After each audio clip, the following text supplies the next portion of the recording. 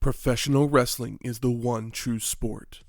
Other sports have their share of intense, dramatic moments, but nothing can compare with professional wrestling.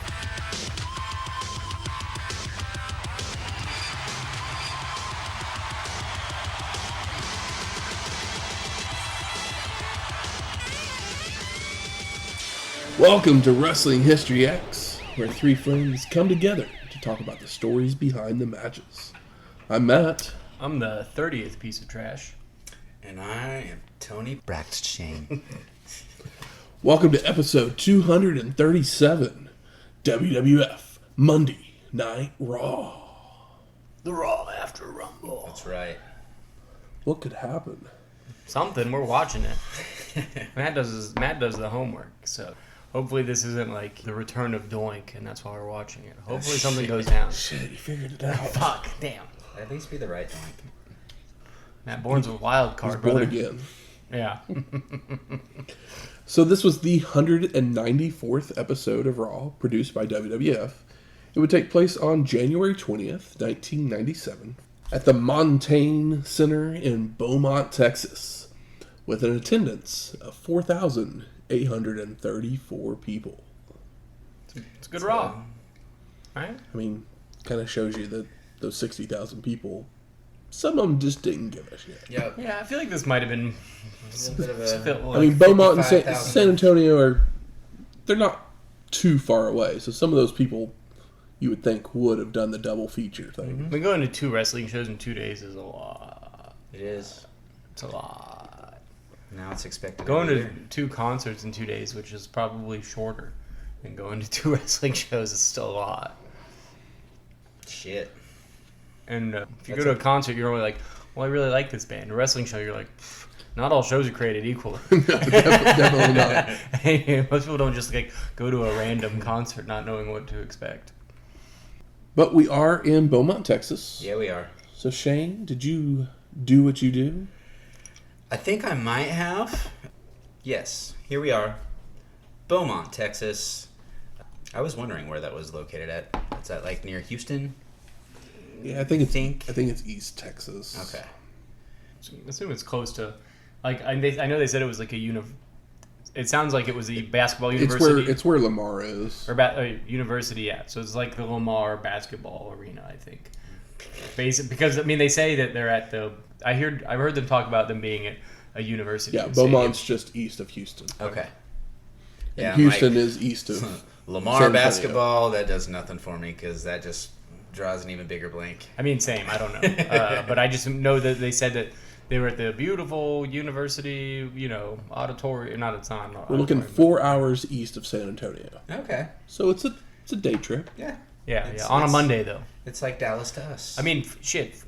Like 4,800 people is not too far away from some WCW pay-per-views we watched where they draw 6,000 people. So it's not bad for a Monday. And if we're at a university something, where are those freebie tickets for your students to... Well, maybe that's where they all... Maybe that's your 4,894 attendance right there. It's just maybe 800 campus. of them, yeah. Yes. Got off track here, but we are in Beaumont, Texas.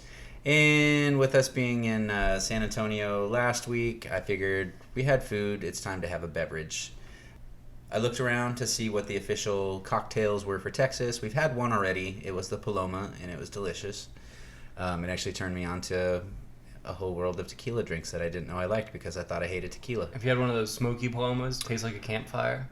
No, but that sounds good. It's made with like a smoky like mezcal or whatever. But it's like, it's, Drop a jalapeno inside. Yeah, it's good. People, every time you order one of those, someone's like, it's gonna be smoky. Is that okay? And I'm like, it's fine. I know what it is. It says it on the menu. Just give me the drink. And some of them are a little, maybe too smoky, but not enough to not be able to put it down. It's filled with grapefruit and tequila. But this is not. No. When looking up the official drinks of Texas or cocktails of Texas, the Paloma popped back up there. Margaritas popped up on there. Texas tea showed up on there. But the drink that seems to be growing in popularity over the last couple of years... Popping off. You can buy it in a can at the store. See? It's just becoming the new hot shit. We have ranch water. If you've never had ranch water before, it's a simple 3-ingredient drink. I used Patron Silver, a little bit of lime juice, and then you top it off with some Topo Chico sparkling mineral water. Yeah. You get a little smoothness from the tequila. You get a little tartness from the lime, some bubbles from the water. And it's not too sweet. I know you used some sweetened lime juice, but you can just use a fresh lime. And You called it a margarita light? Or margarita light. Also, it's skinny marg. Yeah, it's one of those things where it's like you can drink like 6 of these and not feel too bad the next day because the lack of sugar content. Not saying that you should, binge drink, but if you need it's your life. If you need a trick, if you got something to do on Sunday morning, but there's a party on Saturday night, maybe make yourself a ranch water, and make sure to check if you buy the ones in like a can or whatever that it's actually made with tequila, because a lot of those like canned seltzers and stuff just use like grain alcohol that'll just ruin you. Ew, good to know. Yeah. I don't know. I haven't bought the ranch water in a can before, so I don't know what they use. But a lot of those, seltzers and stuff, they just use like some crummy grain alcohol. See, I'm typically not I want a tequila drink person, but I could do another one of these sometime. Doubtful I'll have another one tonight, but yeah, no, probably not. Probably not. Because I'm gonna say it's pretty strong. Yeah, and I drank it pretty quick. Yeah, you did. Tequila's pretty flavorful. It's nice. Yeah, see, that's why I'm just slowly sipping mine. Yeah, on a show where you're gonna have to do even more talking than normal. Maybe not. Why is that? Because this whole show's a promo. That's true. The show is a promo. Spoiler alert, guys, but there's some things that happen here. It's not the return of Doink. So something that would happen right around the same time as this episode of Raw, Tony Braxton's Unbreak My Heart would be halfway through its 11-week run at number 1 atop the Billboard charts. Song was inescapable. Didn't realize that it was that big. I wasn't following the Billboard charts as a child, but she unbroke my heart because what a babe, and also a great song. I'm trying to think of who she knocked off the chart. I want to say it was like Savage. Maybe it was Mariah Carey and Boyz II Men. I believe it was because we talked about the last one. I can't remember. It's a R&B. R&B's on a hot run. Yes. Yeah, 1996-97 was some good music, R&B wise. Some good music for that's when a lot of the women in music were really showing that. Is that your Lilith Fair runs? Yeah, Lilith Fair kicked in around then. Sarah McLachlan should be coming into the forefront here very soon. Jewel, yes. I'm just guessing. I think Jewel was already there 96. It was No Diggity. We did talk. Oh, yeah, we did talk No Diggity. Yeah, but I don't know if I know any other Toni Braxton songs, but this song is an earworm. Will pop in my head randomly, and I can't remember the last time I've heard it. She actually had a number 1 song in or 96. I Get So Hot. You're Making Me High and Let It Flow. Let It Flow, yeah. Yeah, Toni Braxton, she had a good couple of years there, and it sucks because with as big of a star as she was and the amount of Grammys that she won, she was filing for bankruptcy within just a year. Because some manager she had stuff. the top album and won all this shit and wasn't getting paid accordingly for it. That's sad to hear. Well, And now she just does reality TV. Bummer. It's a bummer for her. We can't even get her on Celebrity Big Brother. We had to get the sister. Jesus. Old Tamar. Well, Don't miss her on my TV. Blast the Unbreak. But I do miss Toni on my radio. She needs to come out with some more shit. I heard recently she had a more recent album, and I heard there was a couple of banging tracks on there. It's all secondhand. I haven't done the homework, but I have done the homework on Monday Night Raw from January 20th, 1997. We get the WWF logo before still photo highlights of the Rumble from the previous night shown, where we see Heartbreak Kid defeating Sid to win the world title, Austin being eliminated but coming back in to eliminate Bret Hart. And we get our opening video package before Vince McMahon welcomes us to the show, along with Jerry the King Lawler and Jim Ross. And Vince tells us that Psycho Sid has a concussion and will not be here tonight. He got hit in the head with a camera. Which he technically got hit in the chest. Back. the chest and the back. Yeah. Yeah, but Hey, Jose got hit in the head with a camera, and it made him have a heart attack. So I guess if you get hit in the chest, it'll give you a concussion. There you go. So the Hitman makes his way to the ring, and he takes a mic. Because he has something to say, and something to say to McMahon. Mm-hmm. Bret continues that when he agreed to come back, that he would have the chance to wrestle for the title. They then put him in the ring with Stone Cold Steve Austin in order to become the #1 contender. And he beat him. So when he had his match for the belt, Shawn Michaels just so happened to be at the ringside and ended up costing him the title. So Hart says he won the Rumble and deserves the title shot and wants to know where his opportunity is, as he's now been screwed by the Heartbreak Kid, Austin, the WWF, and by Vince McMahon. Don't piss on my shoes and tell me it's rain. And Vince just walks off.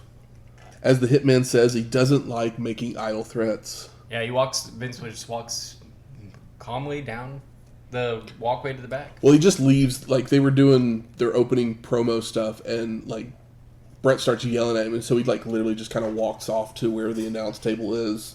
Like, okay, dude, whatever. And Hitman says he doesn't like making idle threats, but the way he sees things, he's not going to get his opportunity. And he quits. Yep. Hart drops the mic and leaves through the crowd, with McMahon just kind of staring at him as he walks away, not even trying to stop him. Yeah, and the crowd immediately starts chanting, "We want Bret." Yeah. Bret's not a all-time promo guy. This is an all-time Bret promo. I just He's laughed. I laughed as it was happening because I quit, and then I'm gonna crawl over this railing here and walk through the crowd instead of going to the back and getting my shit. Yeah, I mean, I understand the visual, of That'll him just being teach ya. leave through the front door because I don't work here anymore, so fuck you. But Stone Cold then comes out, and he grabs a mic, but it doesn't work at first. he's John, but the mic is off. So when they finally hand him a good one, he yells out, "Ever since you came back, you done nothing but cry." And that Bret needs to quit whining. Before complaining about being jerked around by management as well. Austin then calls out the Undertaker as Vince heads to the back while we head to break. And when we come back, we go to our first match. Phil Lafon and Doug Furnas versus Owen Hart and British Bulldog. Hello, boys. With Clarence Mason. And JR shows us some still photos from the Rumble where Owen accidentally eliminated Davey Boy. And we see Lafon and Hart start us off, with Phil taking Owen down with an arm drag and into a wrist lock, only for Hart to counter into one of his own, followed by Lafon delivering a fireman's carry. Phil starts running the ropes, but he's taken down with a drop toe hold. But Lafon recovers to roll up Owen for a 2 count, before a hook kick and tag out to Furnas. Lafon is smooth as hell. Mm-hmm. Doug charges in with shoulder tackles on both of the champions, before nailing a drop kick to Hart for a near fall, followed by an overhead belly-to-belly suplex for a 2 count. Love to see. Owen retaliates with a spinning heel kick before making a tag so that Bulldog can hammer away on Furnas until Doug surprises him with a Hurricanrana for a near fall. I mean, you got to be a big, strong boy to Hurricanrana the Bulldog. Yeah. Davey Boy rolls out to regroup with Mason, checking on his client, while Lafon tags in, only to be cornered by Bulldog, ramming his shoulder into the midsection, followed by Hart doing some choking. And Davey Boy continues the punishment with some forearms until Phil can recover to nail a jawbreaker and apply a leg lock. Lafon brings Doug back for some double teams, but a blind tag by Owen allows him to fly in with a missile dropkick for a 2 count. As we go to a commercial for the encore of the Rumble. It is nice that, like, as a kid, I always remembered the still shots after a pay-per-view, because I never got the pay-per-views. And they do show some actual moving footage throughout this show. It's like, that's nice. That's a nice thing to do, because I was always so jealous of and annoyed by this still shots. Yep. Same. And here in 97, they were, obviously doing less business than they were when I was watching. But, like, it's just nice to see a little bit of movement. Yep. I'm not looking for the whole match, guys. Come on. No. If I wanted a still shot, I'd go buy little trading cards or something. Yeah. Back to the action, Hart goes for a sharpshooter, only to be kicked away by Furnas, who starts to crawl. But Owen stops him from being able to make a tag. Doug then ducks a double-team clothesline, coming off the ropes with one of his own, allowing him to make the crawl to the corner for the no. Hart stops him once again. Cut off. Lafon jumps in the ring, but this allows the champs to continue the double team on Furnas as the ref works to remove Phil from the ring. Owen goes for a clothesline, only for Doug to duck and come off the ropes with a crossbody this time for a 2 count. But Hart retaliates with a kick to the head that gets a near fall. Bulldog comes in to deliver a delayed vertical suplex for a 2 count, followed by a Hart sleeper, only for Furnas to elbow his way out of the hold, but Owen connects with an overhead belly-to-belly suplex. Did you guys hear this one? JR informs us that they'll be at the Oklahoma City Myriad this Thursday. House show, baby. Mm-hmm. Not the house show I went to, but a house show. I wonder what. I'll have to look that up. Yeah. See if it shows the card for who happened to be here that day. I'm sure it's out there. Hart then heads up top for a flying headbutt, but Doug moves in time, makes the crawl to the corner for the hot tag. Lafon with a clothesline and hip toss to Davey Boy slingshots Owen into the ring from the apron, followed by a spinning heel kick, before returning to Bulldog with a snap suplex and a senton splash for a near fall. Man, what a hot tag combo. It is not the clothesline, the myriad of clotheslines that you normally get. This one is a little more creative. Phil hits another snap suplex for a 2 count, followed by a leaping DDT on Bulldog, making the cover, only for Hart to break it up. Furnas then runs in with a shoulder block that sends Owen out to the floor, while Lafon's whip is reversed, allowing Hart to trip him up from the apron, followed by a Slammy award to the face. They even telegraphed it earlier in the match when they had Slammy Cam from the corner. Did you guys catch this? JR refers to that like beeping DDT as an aardvark takedown. And I almost shit my pants in laughter when he said it, because I'd never heard that before. And I don't know if it's a real thing or if he was just playing off the dome, but aardvark takedown. Anytime we see a leaping DDT. Like, do we catch an aardvark and just, like, DDT it? I don't even know the difference between like an aardvark and an armadillo. Anteater? I don't know. Yeah, maybe. Fuck, I know. Anteaters are wild looking. Davey Boy then nails the running power slam for the pin and the win. Thank you, Slammy. Power Slammy. JR then sends us to a video of Sean's entrance from the Rumble. Cool. Sure. I mean, at least it's visual. And that's pretty, like, if you didn't get the pay-per-view, we talked about how the crowd was probably not all hardcore WWF fans, but it is an impressive visual. So we go to our second match. Faarooq with the Nation of Domination versus Bart Gunn. And Ross now shows us video of Ahmed Johnson delivering the Pearl River Plunge to a Nation of Domination flunky through a table. One of the best spots of the whole show, and they give us the whole clip. But it's not part of a match. It's not. That's the thing. Is none of the video is actually part of a match. No, it's just that's true. No spoilers. Extra stuff. But, it's still something. All yeah.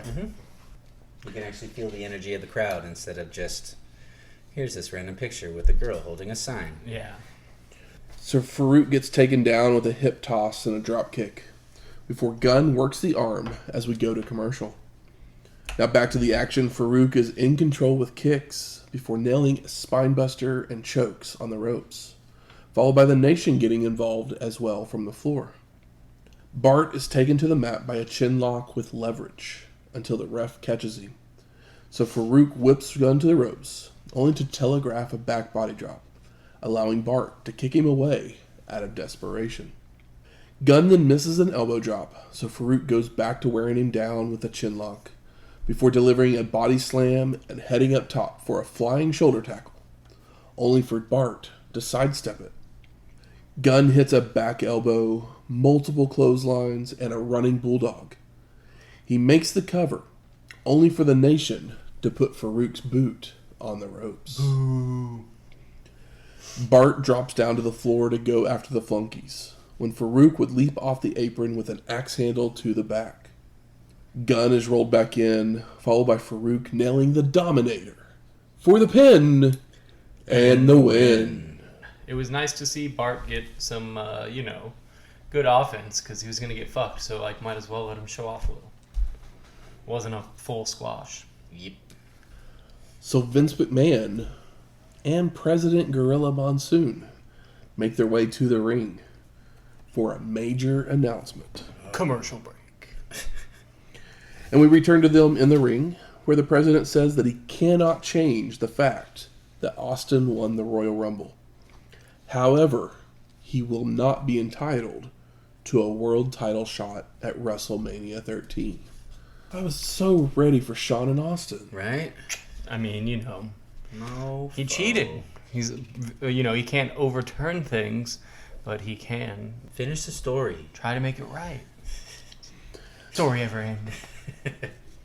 So Gorilla continues that he wants to make a match where Undertaker, Vader, Bret Hart, and Steve Austin will all be involved in a 4-way no DQ match where the winner will face the world champion at WrestleMania 13. Rude.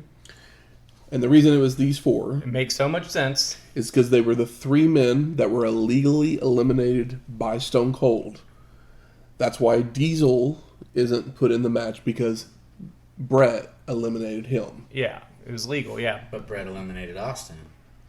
But So Austin shit. came Austin- in illegally and got the Austin, win. he can't take the win I mean, away. he can't take the win, but Austin was eliminated, seen or unseen, before Diesel was. So We're if doing anything, simple it should division just be- here. I mean, the real reason is Five. because they just didn't want Diesel in the match, but come on, I'm trying to give you logic here. Come on, No. Diesel. 5-way match? I don't even want a 4-way match, but at least it's 4 stars. Austin then comes storming down to the ring and reminds Monsoon that Bret quit, before asking if there is an instant replay rule in the WWF. No, that's why he decided to do this, because it's within his power. Stone Cold continues that he shouldn't be in the match, but when he's done with them, he'll toss Gorilla around, rolling out of the ring to get McMahon in the president's face. You call yourself a gorilla, but you hee-haw out here like a jackass? All-time Stone Cold line, my God. Maybe his best so far. Awesome. And all of a sudden, Hart is seen making his way back to ringside, entering the ring and grabbing a mic to accept his invitation to the match. And the Hitman says that we don't need to wait, and goes out to brawl with Austin in the aisleway, throwing him into the steel steps, bringing officials and security out as we go to commercial. Steel Steps having wonderful 2 nights of wrestling. The other one was, he said I threw 29 pieces of trash out of the ring. And it's, he said some trash stuff in his promo the night before, but so funny how to see the vernacular come in that keeps getting used. Calls everybody trash from here to 2002. And the commercial we see is Freddie Blassie asking a kid what he's got as a CD goes into a player. Yeah. We then see the kid dressed up as different superstars while Shawn their Michaels. theme music plays. The Undertaker. Bret Hart. And then the kid dressed as Goldust. Fucking weird. Why? Because it was weird. Well, you know. It was just kind of weird. But, those are some of the better songs that are happening right now. To get them on, WWF Full Metal, the album, It's now on sale. I love at that it's- Kmart. Kmart was really nice. I love how it's called Full Metal, but like none of these songs are like heavy or even have like really prominent like guitar Reds is stuff. Closest. It is, metal, yeah, I and it's guess, like but I don't know what else is on there. but it's got like more like Van Halen like squeals. But then you get on to like the Green album that I had. I don't remember what volume it was, where it's like, oh, the fucking Vince McMahon song is more metal, Stone Cold song, the Degeneration song, where it's like, you know, big heavy guitar stuff. So it's just funny they called it Full Metal. Ready? Yeah. So back in the arena, Hart still hasn't been removed from ringside when the Dead Man arrives for his match. And Taker starts throwing right hands at Bret, so they start brawling, until Stone Cold rolls out of the ring to attack Undertaker from behind. Austin is thrown into some ring steps and is stalked around ringside before they roll into the ring for our third match. Woo! Stone Cold Steve Austin versus The Undertaker. I mean, this should be on pay-per-view. And Stone Cold stomps away before telegraphing a back body drop, allowing the Dead Man to throw Austin to the mat and nail Old School. Taker continues with chokes and uppercuts that has Stone Cold asking for a timeout that he's not going to get. Yeah, it is funny to see Stone Cold pull some Ric Flair. Undertaker then telegraphs a back body drop, allowing Austin to connect with a swinging neckbreaker and a back elbow for a 2 count. Stone Cold's choking the Dead Man on the ropes and hitting some turnbuckle smashes before delivering a second rope double axe handle for a near fall. And Lawler has left the announce table so that he can yell at Austin to go after Taker's ribs, as they were hurt the night before by Vader. And Undertaker hits a mule kick down low to slow the momentum, but when he goes to pick up Stone Cold, Austin connects with a stunner that lays both men out as we go to the back, where we see Vader and the Hitman being kept apart by security officials and other wrestlers. Tensions are high. Before going to another commercial of the Rumble Encore. Also, shout out to Freddie Blassie getting paid from a chair in that commercial. Classy. So many people that are watching this probably Had no at the clue time who had he no was. clue who he was. Mm-hmm. It was just nice to see him because, I mean, we covered this show starting with the first pay-per-view in 1983, and there's not a whole lot of Freddie Blassie that we've covered. So, you know, it's just kind of nice to see him get a little commercial paycheck. Back to the action, and Stone Cold with several forearm drops, when we're shown both men hitting clotheslines for a double KO during the break. Double KOs. It does sack plus a stunner and then the double clothesline. It is really nice to see, I said it last week, but Undertaker be a little more human. Yep. Because Undertaker before would have never done like a nut shot. He doesn't. That's not how he's. Yeah, he was a fucking zombie man, and now there's some. He's got a lust for life. It's things that happen after you've been buried alive. I'm Yeah. telling you. If you're gonna come back, you got to do it better. Austin heads up top, only for the Dead Man to kick the ropes, causing Stone Cold to crotch himself. He then goes for a superplex, but Austin just shoves Taker off to the mat, allowing Stone Cold to come off with another forearm drop for a 2 count. But the Undertaker sits up quickly, so Austin goes for a clothesline, only for the Dead Man to avoid and nail a leaping clothesline. All of a sudden, Vader comes running down to the ring, and he tries to attack Taker, causing a disqualification, only to be chokeslammed by Undertaker. Post-match, Stone Cold hammers away on the Dead Man, while the Hitman runs down for all 4 men to brawl in the ring. And Austin looks to escape down the aisle, only for Bret to just drag him back to ringside to throw him into the ring steps once more, while Taker delivers a back suplex to the Mastodon. And Hart and Stone Cold continue to brawl as Vince says his goodbyes, and we fade to black. One of these men will go to WrestleMania. Man, you know, we want to see it. They did the right thing. I guess a few of them are going to I mean, I WrestleMania. feel like all of them. All of them are going going to be on WrestleMania. But only one of them will be in the big match. That's what he meant when he said it. We all know that Undertaker's going to have a WrestleMania match, that Bret Hart, Stone Cold, and Vader will have WrestleMania matches. The only one I would think that might not is if Vader leaves the company before then. Because I know he doesn't make his way to the Attitude Era in a significant way. So I ask you, gentlemen, what are your overall thoughts of Monday Night Raw from January 20th, 1997? Have at it, Mikey. All right. Great promos, great tag team match. They're setting up angles. Like, even by the time I got to, back from commercial break from Faarooq and Bart Gunn, kind of forgot that it happened. But I was happy to see Bart Gunn get in some good offense, considering that he was gonna lose to a heel cheating. So it's like he wasn't buried, and he got 60% of the offense or whatever, which was nice. But the promos are some of the best Bret Hart promos we've seen. Stone Cold out here feeling himself even more.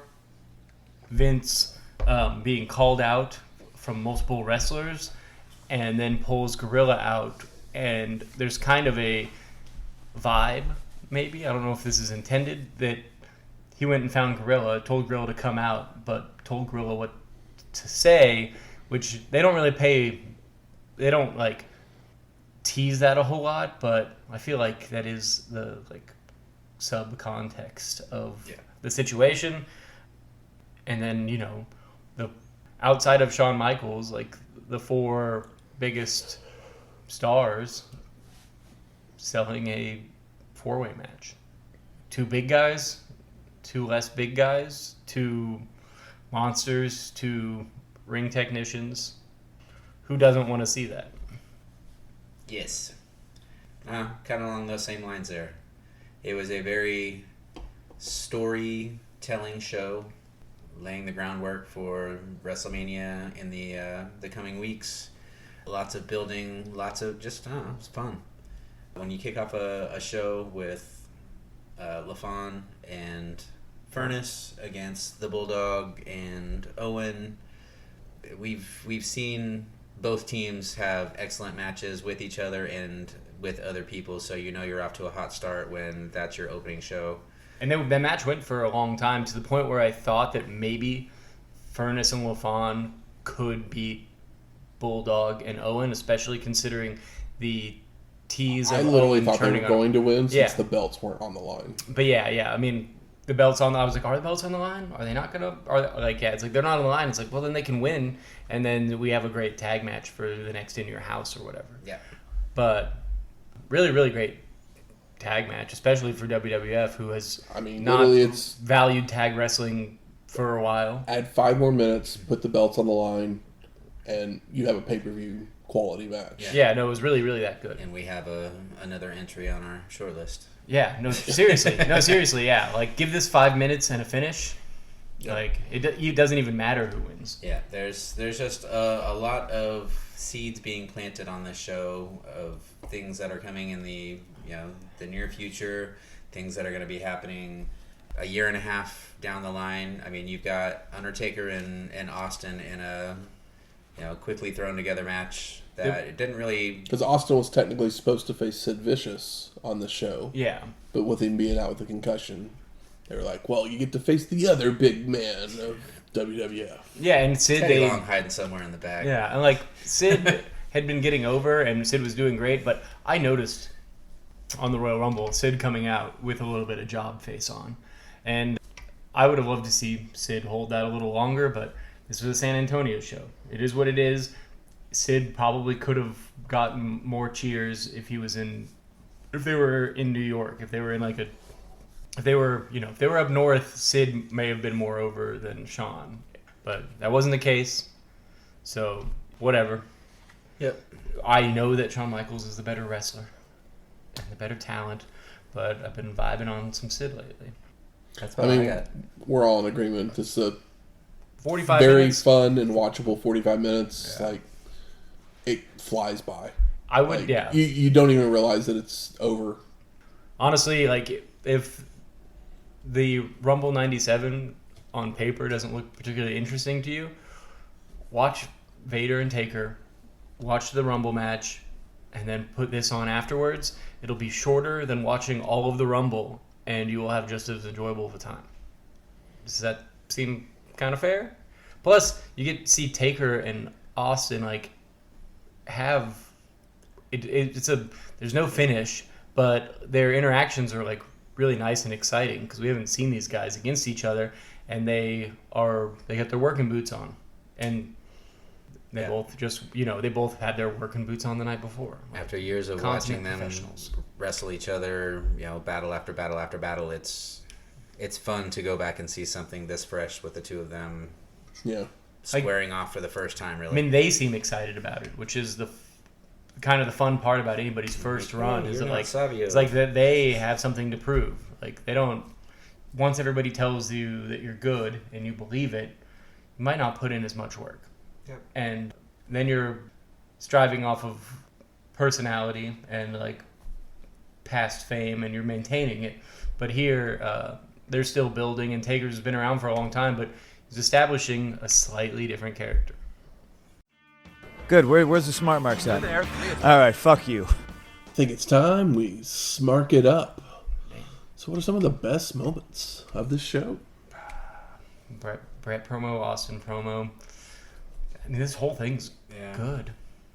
Honestly, VIP of the show, we're never going to give the VIP to an inanimate object. Stairs. Ring steps. Yep. Ring steps. But in 2 nights, the ring steps did more for wrestling than they ever had before. I mean, we're at best moments, not best performer. Oh, yeah.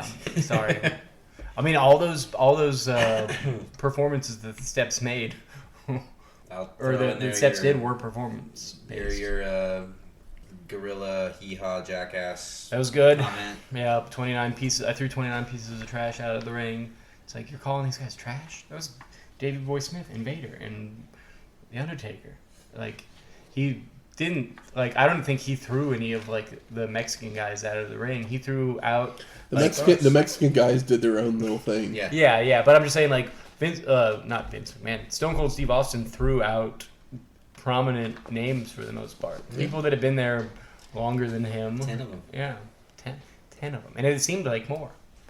And then just asked for more. But yeah, I mean, this is an incredible 2 nights for him, and a great 2 nights for Bret character-wise. Because we didn't get to see Bret have a Bret match. But we got to see Bret fire up for the first time in a long time, and one of the more believable times. It's like when he said, "I quit," the fans believed him. Bret Hart's normally like, you know what? I work hard, excellence execution. I'm going to go out there, I'm going to do my best, and I really think I can win. It's like, how interesting is that for so long? Let's pour a little bit of salt in his wound. Mm-hmm. And he definitely made good on the promo that was volleyed up to him, which we wouldn't necessarily expect, because he's a good talker, but he's not a great talker. How about most disappointing? Shawn won the title last night and then didn't show up. He has the flu. He's not involved in this. You can win the title with the flu, but you can't show up and just say, "Hi, I'm your champ." I guess he may have, because this is like a 45-minute show, and there was probably some stuff on there. He might have had like a match on the show, like that's dark matches or post matches. Nobody went to see a 45-minute wrestling show. I mean, they usually take a couple of them back to back at this point. Yeah. So yeah, like I'm sure he was probably there, but he really didn't have everything that happened on the show. Didn't really have anything to do with Shawn Michaels. It had a lot to do with Shawn Michaels because they're fighting for the number 1 contender spot. Yeah, but like as far as the feud of it, Bret's already blamed him for everything he's gone through. Yeah, he blamed him, but it's like, what is Shawn going to do? It's like the people that are going to put the matches on are the ones that he's mad at. He can be mad at Shawn for being a dickhead, but Shawn doesn't Sean doesn't write the... That's when you have to kind of chalk him down and say, I don't care which one of you it is. I'm the champion. I'm going to kick all your asses. I don't hate the idea, but it seems like that might be a little overbooked. And this is like the right amount of stuff for 45 minutes. Technically, Taker and Vader had no promo time at all. No. So they're not... So it immediately feels like, at this moment, if I was watching this then, I go, well, it's obviously going to be Austin or Bret that's going to win. For sure. But there's the because Undertaker and Vader almost feel like afterthoughts a little bit in the four-way. Yeah. But they're very large and established, so it's one of those things. It's like, well, you could, on paper, if you're like a 10-year-old kid watching this, you could be like, oh yeah, I love the Undertaker. I think the Undertaker could win, and it would be believable.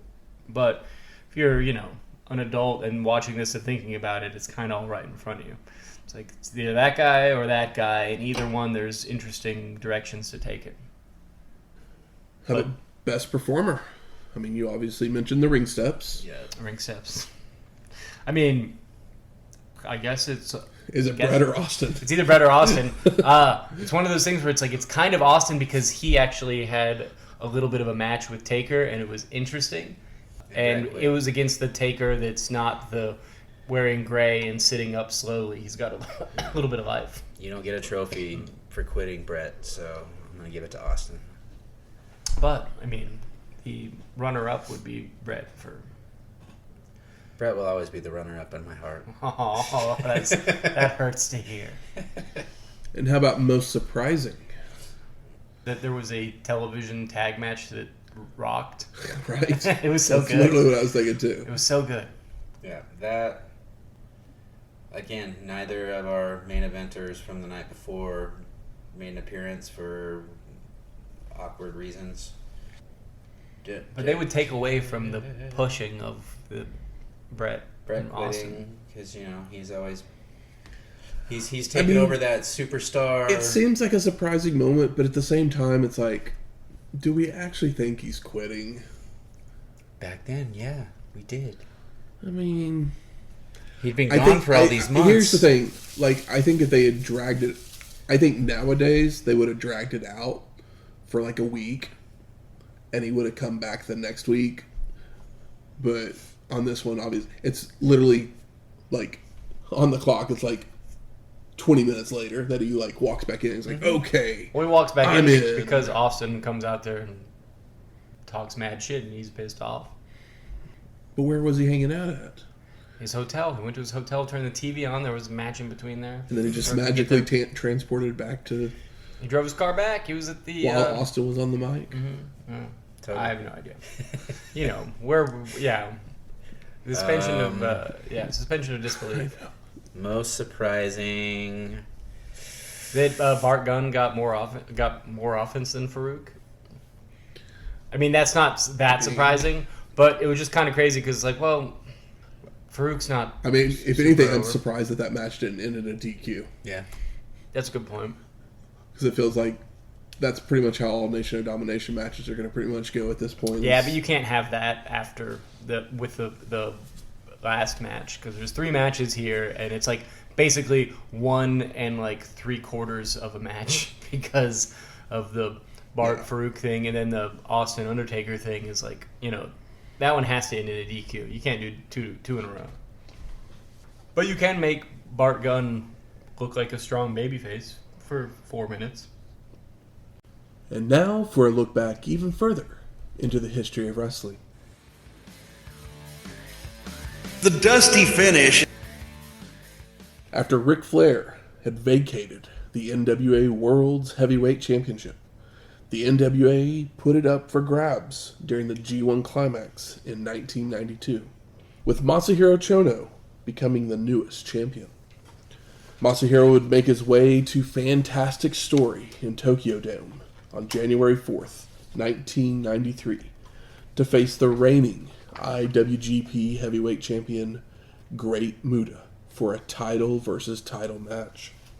The two men would go back and forth when Muta would take the fight outside of the ring to use guardrails and running lariats on the long ramp, followed by multiple suplexes back inside the ring.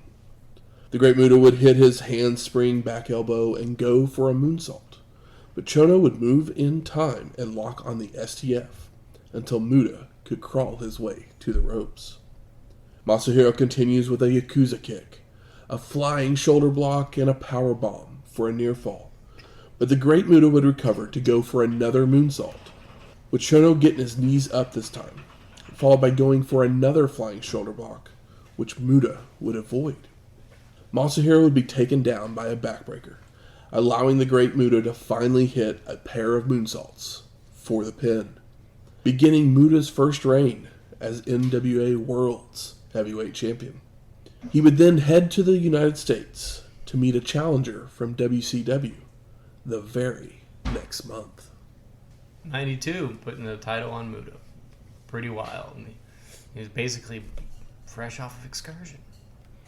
Next week, NWO Sold Out 1997. I didn't know this was coming, and I'm sad.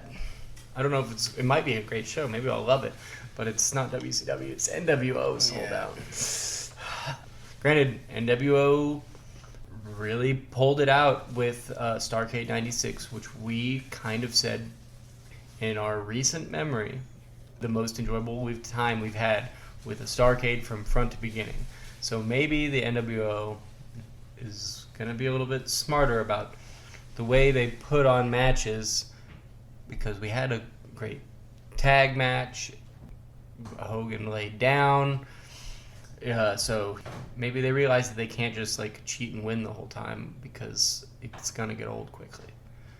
But what do I know? I've never seen the show. Or maybe they do the opposite, and Nick Patrick's the only ref. And I cry the whole night. Maybe it's the worst show we've ever watched. Looking at you, Bunkhouse Stampede. But Sold Out. Also, maybe the worst title of a pay-per-view. I mean, that's still Bunkhouse Stampede. I think the title Bunkhouse Stampede sounds kind of cool for the time period. It's like, this is Southern wrestling. At its not finest. At its not finest, that's for sure. So music from this week's show is Monday Night Raw from Jim Johnston. And Undertaker technically won our main event. So we're going to play Graveyard Symphony version 2 by Jim Johnston. And if you like this episode or any of our other ones, please go out there, rate and review us on iTunes, Spotify, GooglePlay, or wherever you find your podcasts at. Do as Michael says. 5 stars or no stars. Come on, guys. And if you have any questions, comments, concerns, we are going to Iowa. Yeah, supposedly Iowa. Yeah, I heard that's a state. I've heard that too. I want to say I used to live right next door to it. Yeah, we're going to Cedar Rapids. I've only eaten once or twice in Iowa, so if you know what foods I should acquire from Iowa, or beverages, or I don't know, anything, tell me what I should make for NWO Sold Out. Slide into our DMs. Give us a shout out on the old X. Yeah, wow, NWO show already. Yeah, I don't know Weird. if it was Iowa or Indiana, but on Cruise in the USA, you could go from third person view to inside the car. I don't remember, it was an I thing. It was either Iowa or Indiana. You are driving in the highway, but that was the level where if you were first person in the car, your windshield would just get splattered with bugs. Mm-hmm. So sounds right. Okay, I'm just making sure. Yeah, that's the most famous thing out of Iowa I can think of. I grew up in Nebraska, so there's plenty of bugs there. Yeah. Nebraska is one of those glorious places, and I want to say Iowa is similar, where you cross the state line and it's instantly a combined smell of pig shit and cow shit. Yeah. They always talk about how flat Oklahoma is, but I'm pretty sure Nebraska is flat. Oh yeah. I've driven that. We've got hills and mountains and whatnot in Oklahoma compared to Oh Nebraska. yeah, compared. I was going to say in Nebraska. But anyway, But you can do any of those things to our email at WrestlingHistoryX@gmail.com, or find us on X at WrestlingHistoX. That's WrestlingHistoX. We'll talk to you next week. Laters. It's a pretty good taker.